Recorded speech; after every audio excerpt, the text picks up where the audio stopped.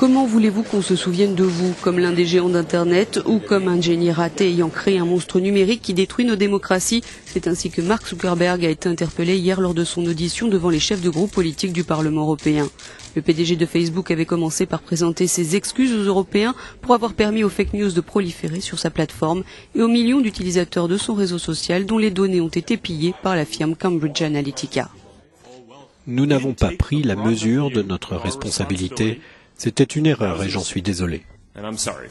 Mais être désolé n'est pas suffisant pour les Européens. Quelques heures avant l'entrée en vigueur d'une législation visant à mieux protéger les données personnelles des citoyens, l'une des plus avancées dans ce domaine.